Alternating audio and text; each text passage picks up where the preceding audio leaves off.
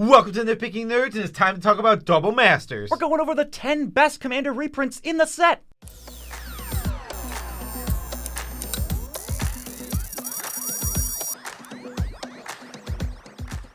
I'm your host, Joe Cherries. I'm your host, Beezy, and that makes us the Nitpicking Nerds. We make videos every single day, so you probably know who we are, which would be really cool, but it would even be cooler if you used patreon.com to join our Patreon. Yes, and the patron of today is Joshua. You know who you are. You know who you are, and everyone else now knows who you are because you're Joshua. The Joshua who has a patron episode today. Yes, and if you would like to support this channel indirectly, because Patreon is, well, how you support us directly, you can go to tcgplayer.com, start with our affiliate link in the description below, buy the cards you were going to buy anyway, and now, because you started with our link, you will be supporting this YouTube channel. You can also go to Dragon Shield, buy sleeves or product there, and you're supporting the channel without spending any extra money. It's also the best sleeves in the multiverse. Good sleeves. Are there. I believe they have those. Yes, and the sponsor of this channel, moxfieldcom.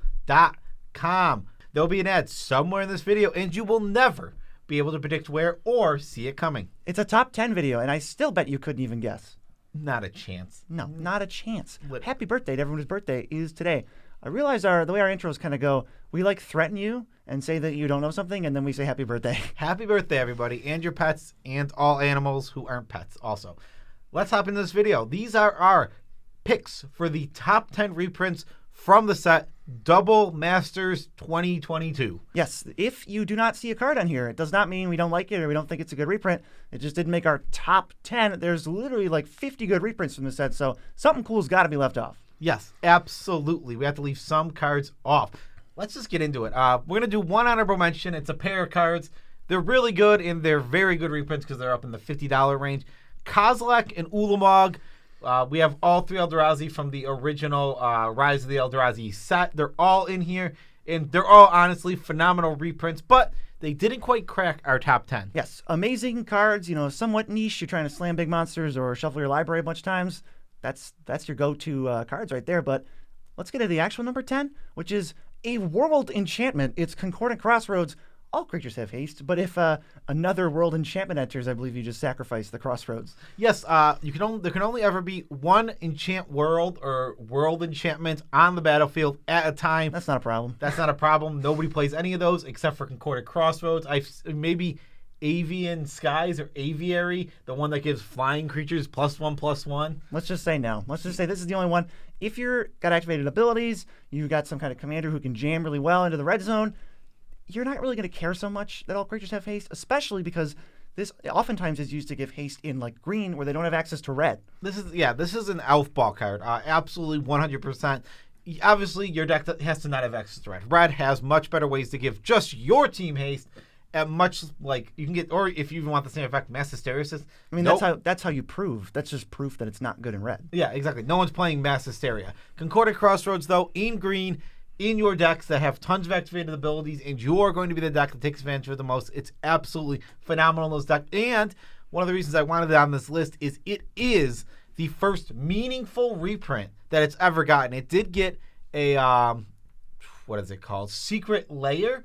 But right. The Secret Layer isn't as meaningful as this, and also Secret Layer hasn't even technically been released yet. That was a pre-release. Number 9 on our list is Food Chain, kind of a infamous combo piece, mana generator. You exile a creature you have that much mana +1 equal to its cost, and you're just going to start chaining things over and over. It's really good with, Eternal Scourge, Misthull, Griffin come to mind, even like things like Galta that just have a gigantic mana value but don't cost a gigantic amount of mana. Food Chain is a card that is very specific and very niche. It does not go in a lot of decks. I think if you're not comboing with this card, it's fairly bad. It's not something you really want to be playing, but it is a card that is a great combo piece for a lot of decks. Prosh is probably the big one. Prosh is a huge one where it goes infinite out of the command zone. Yeah, just 2 cards. Yeah, absolutely. It's like phenomenal in that way. It's super interesting. Food Chain's, again, a card I'm not putting in any decks, or I'm not putting in a lot of decks unless I'm comboing with it. But again, this is same thing as Concordia Crossroads for me. This is the first meaningful reprint ever. I believe it was in like Prophecy or something? Mercadian Masks? Mercadian Masks, yeah. Yeah, I believe it's Mercadian. Yeah, it's got the glasses. Yeah, it's a mask. Yeah, it's from Mercadian Mask. Never been reprinted except for as a Judge promo, which if you want the Judge promo, that's double the price of this. This does not count. Yeah, this was $50 coming into this reprint. Hopefully it will see some drop because $50 is a lot for a dedicated combo piece. Yes, but now we're about to take a bit of a big jump into playability. This card's still a little on the fringe, but a lot of decks are clamoring for Mana Vault. 1 mana artifact, taps for 3. So it's kind of like colorless Dark Ritual that then, later in the game, if you can untap it or return it to your hand, just functions as like a super ritual. Yeah, exactly. This card is very, very strong. It goes in a lot of decks, and it got reprinted a few years back, and it was down for a while. It was down like in the $20 range. Maybe we can get back there. Maybe we can get back there. This card spiked since then and just kept going up and up and up, and now it's just all of a sudden it's, what? Chasing 100, right? 50, 60, 70? I don't actually know what the exact price this was, but absolutely a great reprint and a card that CEDH is clamming for a lot. It's fast mana. Obviously, much more played in the CEDH format. Any deck that can untap it can just play this. If you can reliably untap Mana Vault, the card is incredibly strong. Right. I think if you just throw it into a deck, though, it's probably kind of weak just as a Dark Ritual. It's okay. Right. It's like, does your deck need that? Maybe. If not, it's going to look pretty bad. Yeah, exactly. I mean, as a ritual, it's an okay card. It does hold over from a turn, so it's like it is, better than Dark Ritual in some cases. But yeah, I can see it. I can see where if this is never untapping, yeah, you don't want this in your deck. What's number 7? Well, it's Consecrated Sphinx, 6 mana, 4/6 flyer. Whenever you draw a card, well, actually, nothing happens. But when your opponents draw a card, you draw 2 cards. And it's at least a May, too, so they can't even get you in most cases. Unless they have Notion Thief, then you're screwed. Yeah, this is one of those super staples where it's it doesn't matter what your game plan is. If you're playing blue and you want some card draw, you can just throw this in. This card runs away with games over and over and over again. And again, this was another one that was reprinted in some sort of master set. Yeah, but iconic. It's climbed back up again, and it'll just keep climbing up unless it keeps seeing meaningful reprints. So it's nice to see it again in another masters type set. Can literally just put this in any blue deck that's ever been made, and it'll just be great. It's kind of just always great. Never, it's not going to win the game by itself. It can just fuel you into winning the game with all the cards you're drawing. So you could say that, but it's always performs at the exact same level. It's always amazing. Compare it to so one go around with the Phyrex Community, you draw 1 card. One go around with this card, you draw 6 cards. 6 minimum. Minimum, and that's just one go around the table. Yeah, they just have to have removal, or you're playing a sub game called Archenemy. Yeah, because you're going to run away and be an absolute ridiculously huge threat. Do you know what number 6 is? It's actually a website, moxfieldcom, the best place to build a deck on the internet, especially for commander players. That's what we are, so that's what we recommend you use to build your commander decks, because it just kind of makes making the deck fun and too easy, Joe? Too easy? Too easy. I would actually say that it is so easy that anybody could do it. Literally any one of you watching this video, if you got to this video on youtube.com, then you could easily navigate to moxfield.com and use that website because it is even easier to use than YouTube. Boom. How about that? So easy, a Neanderthal could use it? A Neanderthal, a caveman? I was going to try to not get... We're going to get sued by 1999 Geico. I think they're over that. Yeah, they're probably past that. I think they're past the caveman, but it is incredibly easy. Seriously, you can just go on there, build your decks, and use all of their amazing functions. But the real number 6 is actually Mana Drain, a card that was actually just reprinted a year and a half ago in Commander Legends. We'll take as many reprints as we can get for this card because it's one of the best counter spells that isn't a free counter spell. It's probably the best one that's not free. It just does, so much. Counterspell is already fringe. People play it sometimes. Yep. And this is just absolutely fantastic. Steals the mana right from under them. It's always tempo positive. You literally can't go down mana on this card. Even if you counter a 1 mana spell, you're even. So this thing just is stellar. I wonder, I was asking myself this the other day, if this gets printed to the point where it's a $5 card, it's just going to be in every blue deck. I wonder if people would call for it to be banned. Yeah, I don't think it would. I'm just wondering what people do. I'm not saying I would do that. But yeah, I mean, it would need about 10, 30 more reprints. 100 more reprints. Before it ever drops down into... Put it into Pauper. Into the $5 range. Yeah, this is, it's a super staple where you can, if you're playing blue, you can absolutely throw this card in your deck and it'll absolutely just be amazing. You're going to be super satisfied with Mana Drain every time. How about one of those in white? Yeah, a super staple in white would be Smothering Tithe. 3 in a white. Whenever an opponent draws a card, they can either pay 2 mana or you get a treasure. Spoiler alert, they don't pay 2 mana that often. It's tough. It is definitely worth it. If you're building a stable board and you want to kind of go after the Smothering Tithe player, it is worth it to pay sometimes. But most of the time, they're just going to run away with this mana. And even when you pay, you're still stifling yourself and you're just falling behind on board now. Yeah, every time you draw a card, pay 2. That's huge. Like not tenable. That's a huge tax as well. Smothering Tithe is really, really silly, and obviously this card gets answered a lot. You don't see Smothering Tithe staying on the board for 2 or 3 turns, because when they stay on the board for 2 or 3 turns, the player with it wins the game because they're so mana positive. So you could almost say Smothering Tithe won't stay on the battlefield for 5 turns. Yes. Because it's either dead or the game's over. Yeah, exactly. It literally, the game is going to end. The mana advantage is... It's so good. I mean, this, again, Food Chain and Concordia Crossroads. First reprint, right? First meaningful reprint we've had of this card. So this is obviously hopefully going to drive down the price some. It's at rare. That's good to see. I'm very proud of them for putting it back at rare. We have some new art with some gross fingers. The guy's got really weird long fingers. Have you seen it? I was never a huge fan of the original, where he's just coughing up coins. Been there, done that. Coins and people, whatever. Coughing up coins is it was a reference to greed. Yeah, it is. But I just it wasn't very interesting. Now it's got big gross fingers. Give me some fingers. Yeah, perfect. Number 4, about as stapley as it gets, honestly, past Soul Ring. It's Sensei's Divining Top. You're going to rearrange top cards of your deck every single time you have mana to spare, and then you can tap and draw a card and put this thing on top, which, as it turns out, creates a lot of loops, combos, and just powerful synergies with things like Reality Chip and Bolas' Citadel. Start with any way to play the top card of your library. There's lots of those. Reality Chip and Bolas' Citadel? Yeah. You have any of those. Bolas' Citadel is 1 mana, draw a card. 1 life. 1 life. It's 1 mana, draw a card for anything that plays at the top of your library. There's amazing, like you Elsha, Future Sight.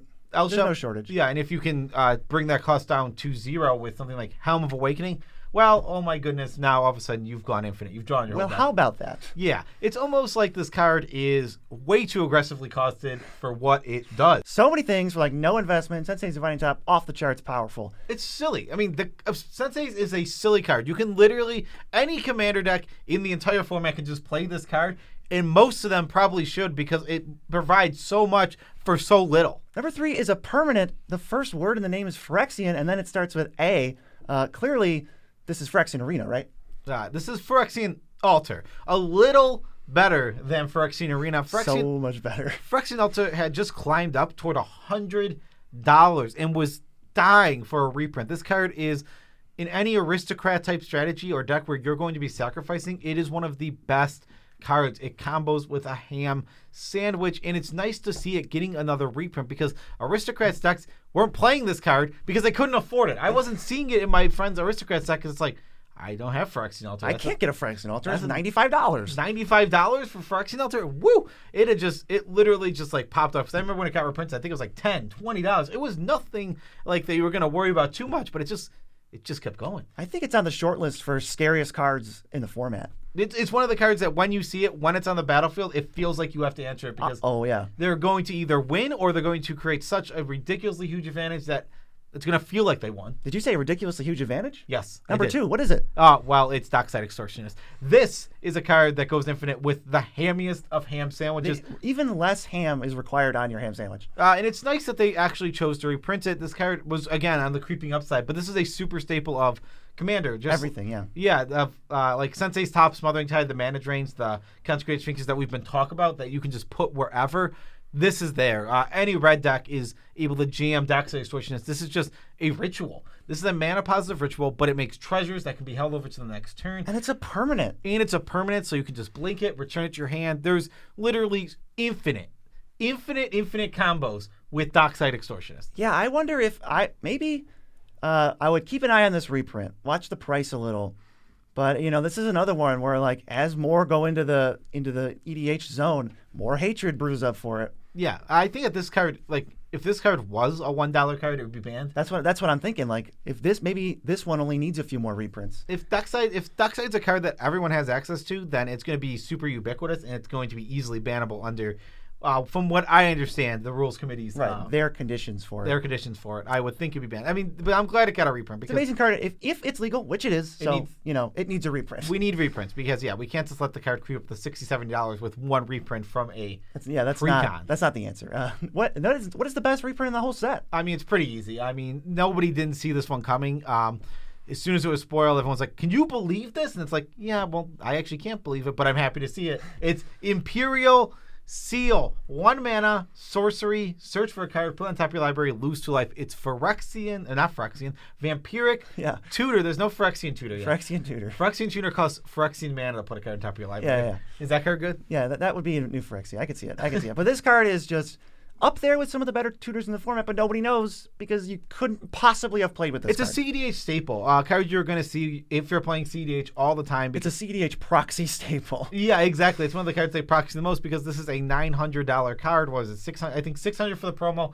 The original printing was 900. It was insane. And besides that, hilariously, these are like pre-ordering at like $300, some of them. Come on. That's not going to happen. Give me a break. I know there's some shortage with Double Masters product, but come on. Nobody's buying an Imperial Seal for $300 anymore. If you can get 50 for it, that's a good price to probably get. It'll be like Vampiric. Vampiric was like way up there, I think, and then it got brought down, but it stayed below 100 for the most part. Yeah, exactly. This card needed a reprint. I mean, this is one of those cards that every time when I built my one CEDH deck that I did to try the format, I went, why is this card so much? Why are we not reprinting this? This is not on the reserve list. This is just a card that needs to be reprinted because it sees play. But it's also a hype factory, so we kind of figured they have it stowed away. Like it's not like they don't know that they haven't reprinted Imperial Seal. It's like when they need a cherry on top for their set to just make everybody freak out, they're going to bust out something like this. I don't know. It feels like there's like 8 of the cherry on tops. Food Chain's a cherry on top. This was a lot of cherries. And you love this set. Food Chain, Concordia Crossroads, Imperial Seal, it's like they're going to hand you a sundae, but